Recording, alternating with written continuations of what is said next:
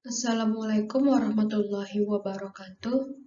Nama saya Mazaya Nurin Sabrina. Saya adalah mahasiswa Universitas Islam Negeri Sultan Syarif Qasim Riau dengan program studi Pendidikan Islam Anak Usia Dini, Fakultas Tarbiyah dan Keguruan. Di sini saya akan memberikan materi tentang akidah atau keimanan. Pengertian akidah berasal dari kata akadi yang berarti pengikatan. Akadi berarti juga janji, ikatan atau kesepakatan antara dua orang yang mengadakan perjanjian. Akidah secara definisi adalah suatu keyakinan yang mengikat hati manusia dari segala keraguan. Akidah dalam istilah umum yaitu keimanan yang mantap dan hukum yang tegas, yang tidak dicampur keraguan-keraguan terhadap orang yang mengimaninya. Akidah secara umum tanpa memandang akidah tersebut benar atau salah. Akidah secara terminologi adalah sesuatu yang mengharuskan hati membenarkannya, membuat jiwa tenang, dan menjadi kepercayaan yang bersih dari kebimbangan dan keraguan.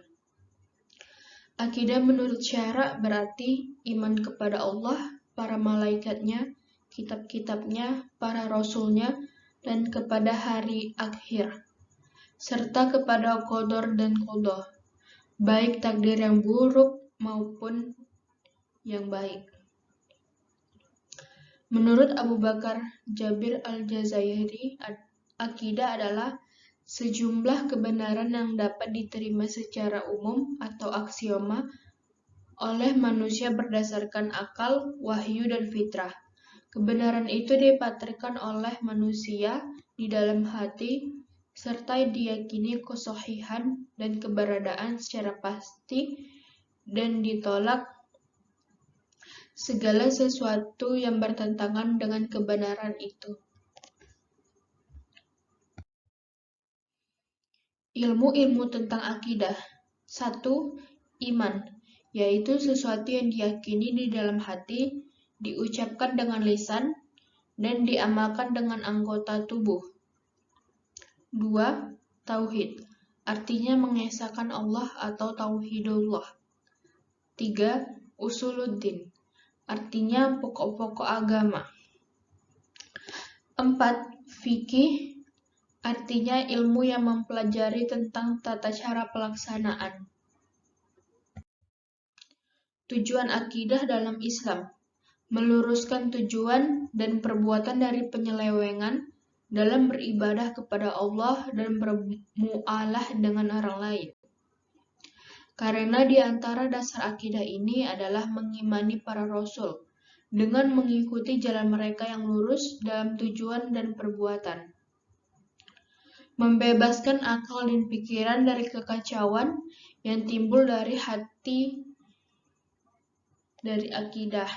Karena orang yang hatinya kosong dari akidah ini ada kalanya kosong hatinya dari setiap akidah serta menyembah materi yang dapat diindera saja dan ada kalanya terjatuh pada berbagai kesesatan akidah dan khurafat.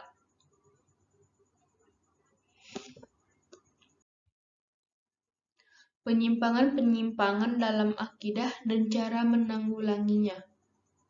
Yang pertama, kebodohan terhadap akidah. Karena tidak mau mempelajari dan mengajarkan, atau karena kurangnya perhatian terhadapnya, sehingga tumbuh generasi yang tidak mengenal akidah shahihah, dan juga tidak mengetahui lawan atau sebaliknya. Akibatnya mereka meyakini yang hak sebagai sesuatu yang batil, dan yang batil dianggap sebagai yang hak. Sebagaimana yang dikatakan oleh Umar bin Khattab radhiyallahu anhu, sesungguhnya ikatan simpul Islam akan pudar satu demi satu manakala di dalam Islam terdapat orang yang tumbuh tanpa mengenal kejahiliahan. Yang kedua, ta'assub atau fanatik kepada sesuatu yang diwarisi dari bapak dan nenek moyangnya, sekalipun hal itu batil, dan mencampakkan apa yang menyalahinya. Sekalipun hal itu benar, sebagaimana firman Allah dalam surat Al-Baqarah ayat 170 yang artinya, dan apabila dikatakan kepada mereka, ikutilah apa yang telah diturunkan Allah, mereka menjawab, tidak. Tetapi kami hanya mengikuti apa yang telah kami dapati dari perbuatan nenek moyang kami. Apakah mereka akan mengikuti juga? Walaupun nenek moyang mereka itu tidak mengetahui suatu apapun dan tidak mendapat petunjuk. 3. Taklid buta. Dengan mengambil pendapat manusia dalam masalah akidah tanpa mengetahui dalilnya, dan tanpa menyelidiki seberapa jauh kebenarannya. 4. Ghulu atau berlebihan dalam mencintai para wali dan orang-orang soleh, serta mengangkat mereka di atas derajat yang semestinya, sehingga meyakini pada diri mereka sesuatu yang tidak mampu dilakukan kecuali oleh Allah, baik berupa mendatangkan kemanfaatan maupun menolak kemudorotan. Juga menjadikan para wali itu perantara antara Allah dan makhluknya, sehingga sampai pada tingkat penyembah para wali tersebut dan bukan menyembah Allah. 5. Ghaflah atau lalai terhadap perenungan ayat-ayat Allah yang terhampar di jagat raya ini, atau ayat-ayat kauniyah, dan ayat-ayat Allah yang bertuang dalam kitabnya, atau ayat-ayat Qur'aniyah. Di samping itu, juga terbuai dengan hasil teknologi dan kebudayaan, sampai-sampai mengira bahwa itu semua adalah hasil kreasi manusia semata, sehingga mereka mengagung-agungkan manusia dan menisbatkan seluruh kemajuan ini kepada jeripayah dan penemuan manusia semata. Pada umumnya, rumah tangga sekarang ini kosong dari pengarahan yang benar menurut Islam. Cara-cara penanggulangan penyimpangan akidah. Yang pertama, kembali kepada kitabullah. Kembali kepada kitabullah dari sunnah Rasulullah SAW untuk mengambil akidah sahihah, sebagaimana para salafus soleh mengambil akidah mereka dari keduanya. Tidak akan dapat memperbaiki akhir umat ini, kecuali apa yang telah memperbaiki umatnya terdahulu. Juga dengan mengkaji akidah golongan yang sesat dan mengenal syubhat mereka untuk kita bantai dan kita waspadai. Karena siapa yang tidak mengenal keburukan, ia dikhawatirkan terperosok ke dalamnya. Perhatian. Memberi perhatian pada pengajaran akidah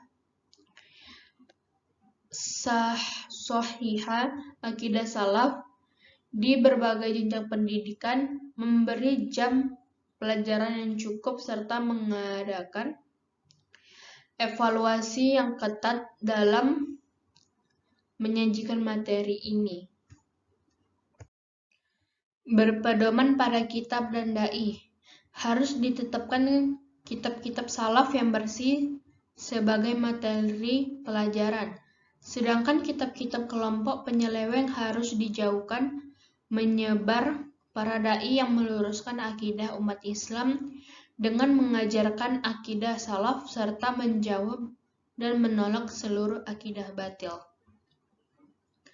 Akidah atau keimanan adalah suatu keyakinan seseorang yang diwujudkan dengan membenarkan dengan hati kita sendiri, menyatakan dengan lisan, dan membuktikan kepada seluruh amal perbuatan. Orang beriman wajib juga percaya kepada Al-Quran, malaikat, hari akhir, qada dan qadar, karena semua itu merupakan perangkat dalam setting kehidupan. Orang beriman seharusnya menyadari bahwa di dalam berperilaku senantiasa dihadapkan kepada keuntungan atau kerugian secara lahir dan batin yang berakibat keuntungan lahiriah atau materi dan batiniah atau pahala. Sekian dari saya. Materi yang saya berikan pada saat ini. Wabillahi taufiq wal hidayah. Wassalamualaikum warahmatullahi wabarakatuh.